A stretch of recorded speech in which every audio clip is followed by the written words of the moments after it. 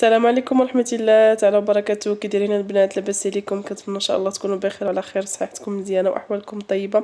مرحبا بكم معايا في فيديو جديد. كما عودتكم في هذه الفيديوهات ديال الاخيره كنشارك معكم طلبياتي. اليوم ان شاء الله نشارك معكم طلبيه ديال الصابلي بالشوكولا وكذلك حلوى بدون فرن، جوج وصفات رائعين. غنشارك معكم ان شاء الله من الاول حتى الاخر. تابعوا معايا الفيديو من الاول حتى الاخر باش تعرفوا الطريقه والمقادير بالتفصيل. ونبدا بسم الله على بركه. هنا البنات غادي نبدا بالصابلي. غنعجن البنات 2 كيلو. انا ما نحتاج وماشي 2 كيلو كامله، عندي في الطلبيه عندي تقريبا كيلو ونص للطلبيه ونص كيلو.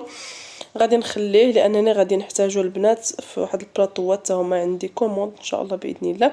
المهم البنات غنحتاج 2 ديال المارغرين، زلافه زيت، زلافه ديال السنيده، 2 خمارات حمر، فاني التنسيم، وندير البنات 6 ديال البيضات والطحين البنات حسب الخليط. كما كتشوفوا البنات جبت قصريه ولا اناء فاش تخلطوا.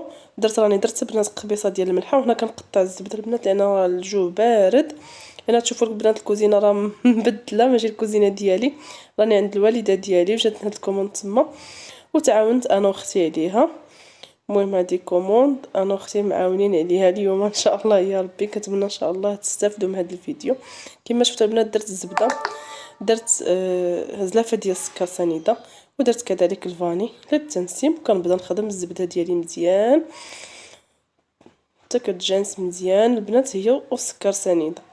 كما كتشوفوا على هاد الطريقه هذه حتى كيتجانسوا بعضياتهم، حتى كتبقاي تحسي بداك الحبيبات ديال السكر سنيده ما كيبقاوش تحسي بهم هكا في الكف ديال يديك. وفي هاد الاثناء ملي كنخدمهم مزيان عاد كنزيد البنات داك الزلافه ديال الزيت. بالنسبه للبنات اللي غتخدموهم نتوما غير للدار ديالكم ديروا غير نصف الكميه. يعني تبارك الله هاد الكميه هادي راه كتجي فيها كميه اللي وفيره تبارك الله. 2 كيلو راه كيجي فيها كميه اللي كبيره. كنبدا نخدم مزيان البنات داك الزيت مع الزبده والسكر سنيده. البنات كنعتذر على الصوت ديالي راني عيانه شويه. كنتمنى ان شاء الله دعواتكم بالشفاء ان شاء الله يا ربي.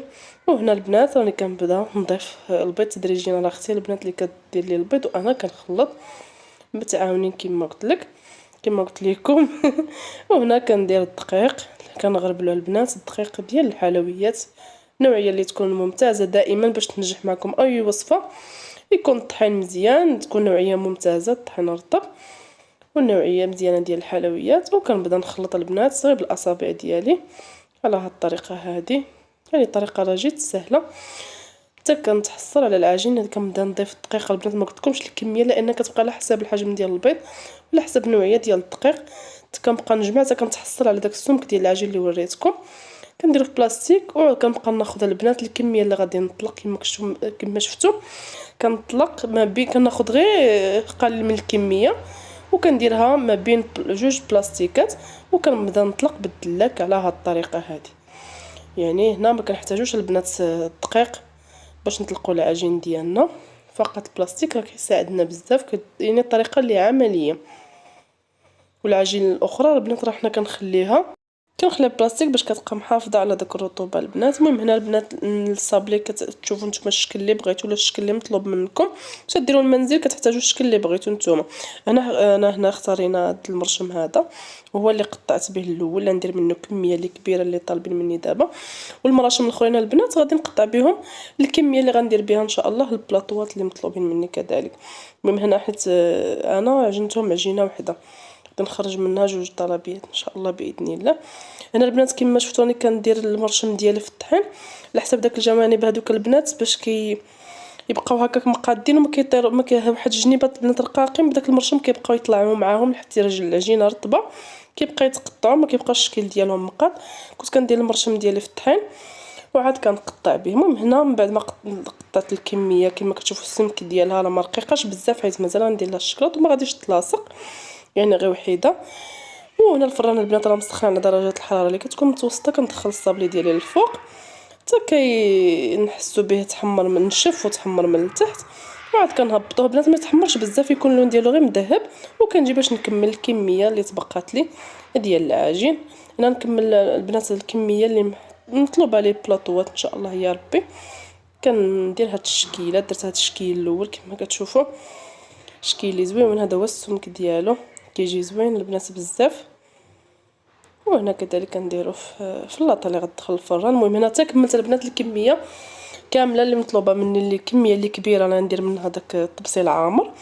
وعاد خليت تقريبا نص كيلو ديال العجين، عاد نخرج منه هاد الشكيلات هادو. هذا الشكل الثاني البنات قطعته على هذا الشكل هذا مستطيل بهذا المرشم هذا. المهم البنات تقريبا درت 30 حبه من كل مريشمه، درت 30 حبه. هذا المرشم الثاني راني البنات كنصوب وحده ونطلق العجينه ونصوبها ونديرها في اللاطه، دخلتها للفران. هنا كنكمل البنات اللاطه الشكل الثالث البنات. هذا غادي يتلاصق هنا البنات كما راني كنوريكم. انا درت رقيق بزاف لان هذا غادي يتلاصقوا مع بعضياتهم، راه خصو يكون رقيق بزاف باش ما تجيش يجي الصابي اللي ديالنا مقاد ويجي متيول زويون، ما يجيش غليظ ما كيجيش زوين. وهنا درت هذا الشكل هذا ديال الكورني كذلك، الشكل هذا الرابع كنظن.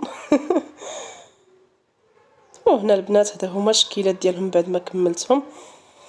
كما قلت لكم البنات ما خصهمش يتحمروا بزاف، كيخلي لهم داك اللوين هذا كيكون مذهب باش كيجيو زويونين، كيجيو عاطينا منظر زوين. هذه هي الكميه تبارك الله ما شاء الله، كتجي كميه اللي وفيره. وهنا البنات غادي ندوز باش نكمل الشكل اللي مطلوب مني هو الاول باش غادي نخرجوه. درت الشكلاط هنا كما شفتوا النوعيه ديال كالا، هذه هي النوعيه اللي مزيانه اللي كنخدموا بها. درتها هنا في كاسروله ولا ديروها في شي اناء اللي غادي ديروه في يذوب. وهنا درت ربع كاس ديال الزيت وغنديرو في حمام مائي تيذوب الشكلاط ديالنا. هذا هو الشكل ديالو. هنا جبنا هاد البلاستيكات هادو اللي غادي نخدموا بهم الشوكولا. وهنا ديروا بالشوكه ولا ديروا بملعقه. المهم هنا خدمت معكم في الاول بالشوكه وفي الاخر غادي نكمل معكم بالملعقه باش تشوفوا. راني انا بجوج طرق راه بجوج بهم راه البنات ساهلين. وكنديرهم البنات في الثلاجه لتحت كيبردوا كيجمدوا صافي كنحيدوهم من الثلاجه وكنبقاو نعاودو حتى نديروا الكميه اللي قادانا وعاد ندوزو باش نقادوهم. هنا البنات درنا داك الشكلاط كامل فوق الصابلي ديالنا، قديناهم هكا فوق الطابله. وهنا اختي راه كتعمر لهم الوسط ديالهم بالشكلاط الاسود. هنا يمكن لكم ديروا البنات الشكل اللي بغيتو. هنا في الوسط يمكن لكم تعمروهم بشي تعليكه ولا اللي بغيتو. هنا درنا هنا البنات الشكلاط حنايا اسود صراحه جا منظر لي زوين، جا الشكل ديالهم لي رائع. هنا بنات بالنسبه للشكل الثاني عندي كيلو ونص ديال الكاوكاو جبناه في الليل، درناه في المطايب حيدنا له القشره ديالو ودرناها البنات فوق هذا الزويف هذا وغطيناه وخليناه حتى للصباح تنشف تماما من داك الماء. عاد قسمته هنا في جوج ديال البلاطوات ديال الفران لاطات الفران وكندهنوا البنات بالزيت مزيان. ايوا بغيتو تقليوها البنات تقليوه نتوما واللي بغيتو، يعني هاد المرحله هذه كتجي ساهله على القلي كتجي مزيانه احسن ما تقليوه. كنلبسو مزيان البنات بداك الزيت كندهنوا اللاطه الاولى واللاطه الثانيه وكندخلوهم البنات للفران يكون سخون وكنقابلوها البنات. يعني ملي ديروا في الفران قابلوا كما كتشوفوا راه الكاوكاو كامل ملبس من الزيت مدهون، غير مدهون بالزيت. كندخلوه الفران حتى كيتحمر وعاد كنخرجوه. ما تحمروش البنات بزاف، خليو اللوين ديالو غير مذهب باش كتجي الحليوه ديالكم كتجي متيوله وكيجي اللوين ديالها زويون ما تجيش حمراء بزاف. وهنا كنطحنوها البنات في الهاشوار الطحانه الكهربائيه اللي كان عندك طحنيهم مزيان. المهم هذا هو الكاوكاو ديالي من بعد ما طحنته كما شفتوا اللون ديالو راه كيجي زوين بزاف. كذلك البنات غنحتاج البسكوي. عندي هنايا خديت البنات 5 ديال العلب ديال درهم وكذلك غادي نطحنوه حتى هو. يعني هنا البسكوي البنات درت هيرنيس، نتوما اي نوعيه ديال البسكوي اللي كتفضلوا. هنا البنات راه طحنته كما كتشوفوا حتى كيتطحن مزيان وكنديروه على كاوكاو اللي مطحون وكنكمل الكميه اللي عندي كامله. يعني هاد الحلوه هذه البنات جد سهله، يمكن لكم ديروا منها بنفس الخليط ديروا منها اشكال متنوعه. دابا نشاركها معكم ان شاء الله يا ربي. انا حيت مطلوب مني غير شكل واحد وبكميه اللي كبيره راه درنا غير شكل واحد. وهنا كملت البسكوي اللي عندي. وهنا بنات راني في هذا الوقت هذا راه درنا كاوكاو عفوا درنا الشكلاط كيذوب. وهنا الشكلاط البنات نكهناه بالكراميل بالذوق ديال الكراميل بالنكهه ديال الكراميل عفوا. وانتم البنات يمكن لكم تخليو الشكلاط غير ابيض هكا بلا ما تنكهوه ولا ديروا اي نكهه البنات اللي بغيتو. المهم حنا نكهناه بالكراميل وكنخلط الخليط ديالي مزيان هكا بالملعقه ولا باليد. هنا في الاخر كنكمل غير بيديا باش كنشوف القوام ديال الخليط ديالي. وهنا هذا هو القوام ديال الخليط راني وريتكم. كنجيب البنات هاد الليمون هادو ديال السيليكون، يمكن لكم تختاروا اي شكل بغيتو، وكنعمرهم. وانا كنعمر البنات وانا كنضغط باش كياخذوا الحلوه ديالنا، كتاخذ داك الشكل اللي في المول.